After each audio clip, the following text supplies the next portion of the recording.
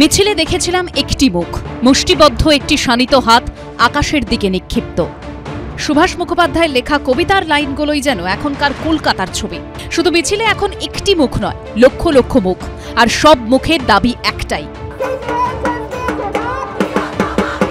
দিনে দুবার ব্যবহার করো স্টপেজ ক্রিম আর নিজেকে রাখো evergreen. Keya Seth aromatherapy stop age cream, আর খুঁজে পাও নতুন আমিকে।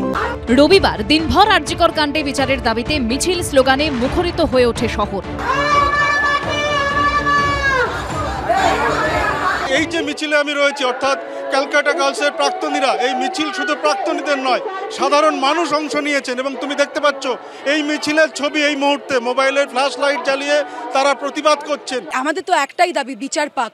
এমনি কত অভয়া, কত তিলোত্তমা যে এই দেশে আছে, যারা খুঁজে কোনোদিন পাওয়া হয়নি আর হবেও না, তাদের সবার জন্য আমরা দাঁড়াচ্ছি। মেয়ের ওপর হওয়া অন্যায়ের প্রতিবাদে সরব হয়েছেন মায়েরাও।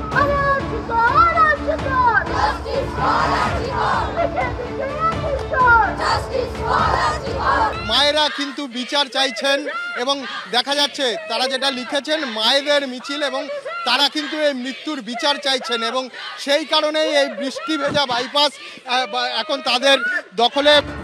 প্রতিবাদের মিছিলে ছিল উলু আর শঙ্খধ্বনি, অশুভ বিনাশের জন্য হাতে ঝাঁটা। একটা জঘন্য অপরাধের প্রতিবাদে জুনিয়র ডাক্তাররা যখন সরব, তাদের পাশে দাঁড়িয়ে যখন অসংখ্য মানুষ রাস্তায় নেমেছেন, সবাই একসঙ্গে বিচারের দাবি করছেন, তখন ফের আন্দোলনকারীদের দিকে কটাক্ষ ছুড়ে দিয়েছে তৃণমূল। ভাইরাল হয়েছে তৃণমূল বিধায়ক তাপস চট্টোপাধ্যায়ের এই মন্তব্য। হাততালি দিয়ে ডিসকো ড্যান্স করে কোনো আন্দোলন সফল হয়, কিছুদিন মানুষকে বিভ্রান্ত করা যায়, এটা কোনো আন্দোলনটা একটা গতিপ্রকৃতি আছে। তবু রাজ্যের মুখ্যমন্ত্রী তিনি বসে থাকলেন 2 ঘন্টা, কালকে তিনি নিজে আসেন, সবাইকে বললেন বাড়িতে ডাকবেন। একটা বাচ্চা ছেলে বৃষ্টিতে ভিজলে বলছেন চা খেয়ে যান, আজ কিছু না করে মোটামুটি চা খেয়ে যান। এমন ব্যাপার আমরা এই সৌজন্য দেখাতে পারবো।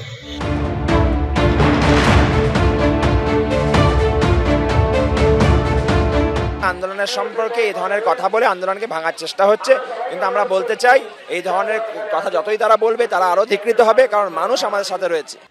প্রতিবাদ চলছে, আন্দোলন চলছে, স্লোগান উঠছে, বিচার মিলবে কবে? সত্যজিৎ বৈদ্য, সুদীপ্ত আচার্য, হিন্দুদের রিপোর্ট, এবিপি আনন্দ।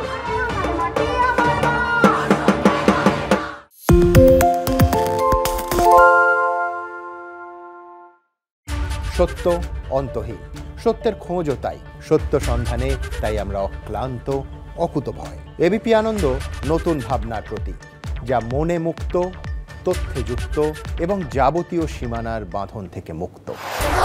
সীমা না শব্দটির মধ্যেই লুকিয়ে আছে মানা শব্দটি, যেন চোখ রাঙানি এক অদৃশ্য বেড়াজাল, যা আটকে রাখে আমাদের এক ছোট্ট গণ্ডির মধ্যে। একমাত্র সঠিক খবরই গড়ে তুলবে এক মুক্ত সমাজ।